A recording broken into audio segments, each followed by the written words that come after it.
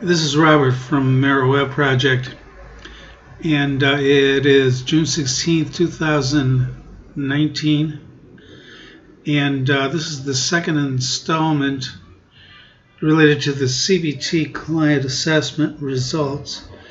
The first one was related to this particular screen here and was about the elementary interpretation of a single set of results.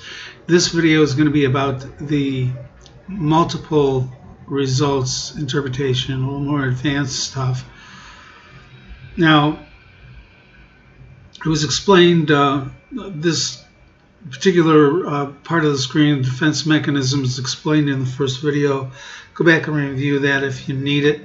It's right up here at this red connection. That'll get you right to the video. And for this video, you need more than one set of results. You can see John has two sets of results. Two or more sets of results is going to get you this connection right here. This is go to multiple results summary. We're going to click on that. We're going to see again this red circle. This will give you immediate help for this video. In fact, this is this video right here. In case you want to review it in the future, just come to this screen, click on here, take you right to this screen. There's informational stuff up here. You can see there's two more coming. There's two done. We won't explain those. Click on them, take a look at them. They're self-explanatory. These are tools that you can use in the counseling process. Stop card can be something that you give to a client, as well as the ABCs of cognitive behavioral therapy. If you feel that the client would benefit from reading that stuff.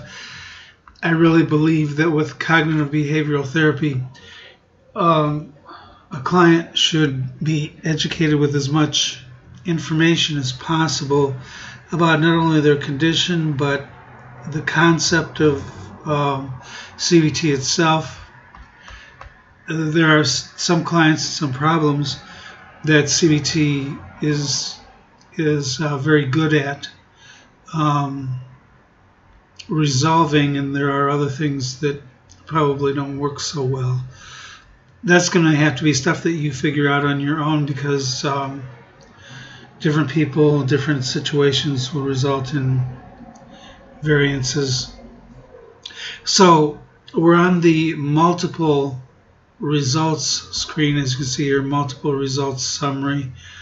Two sets of results. It shows you when the first one was done and the second one, and did them both on the same day, obviously, just for example. And this, as was in the previous case, has a couple columns that are pertinent. The average is a standing average for all of them, in this case for two.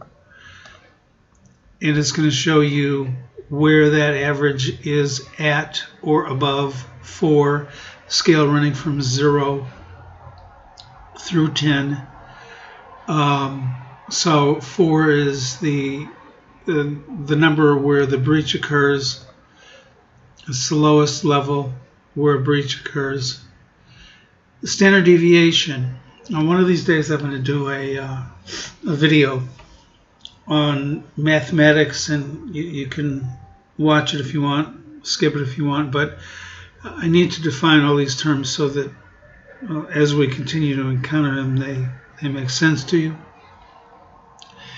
But standard deviation is a measurement around the mean, the average, which is 4, and it's on the average how far each of the scores vary, basically in an average type setting from that average. So you get an average of 4, and we can then ask ourselves, is a 7 really far from a 4, or is it close to a 4? Because it might be way out, it might be so extreme that nobody ever scores 7. Or it might be 4 and 7 are real close to each other. If you score a 4, you might score a 7 too, and that's about the same distance.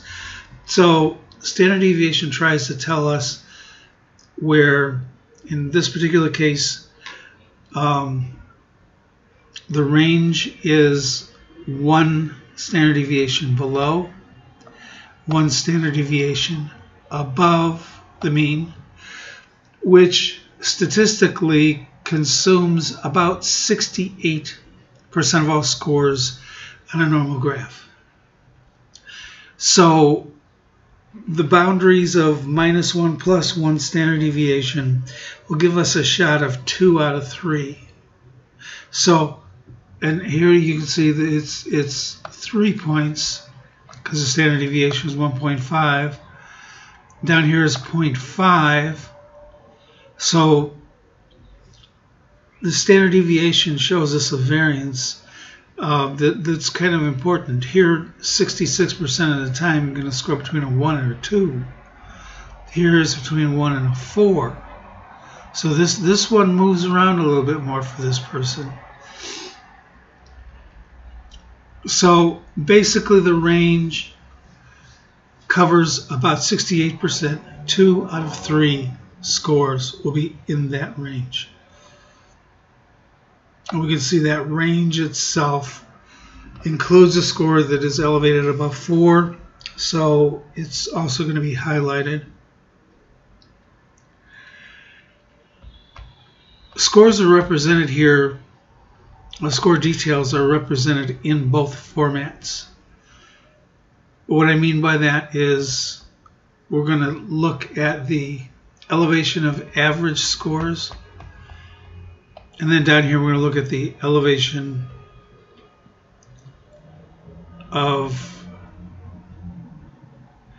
the range score. So you can kind of pick and choose which one you want to take a look at.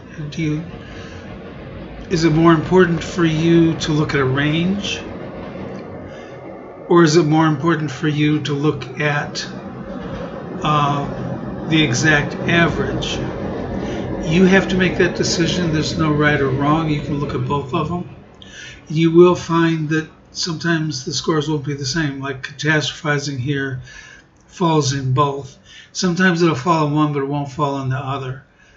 Most likely something's going to fall in a range and not an average, because the range might go over. So play around with that and figure out which one you like. You might like both of them. The last thing that I want to cover here, and this really isn't going to be a very long video because we've already covered the functionality of this particular kind of screen. It's just looking at the particulars.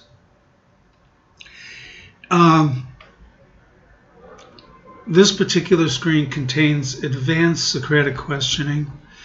Remember the previous screen had, we've got the time, let's go back there. It has Socratic questions. Those particular Socratic questions were rather simplistic.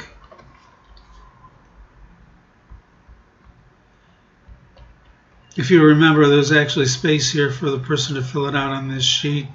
There's going to be 8 to 10 questions for each one of the potential deviations, and they're all customized. Now let's go back over to the multiple results.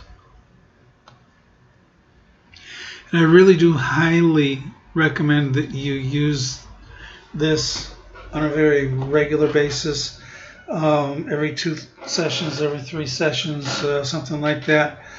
You really should continue to test people because hopefully these results are going to change and their cognitive distortions are going to start to come down.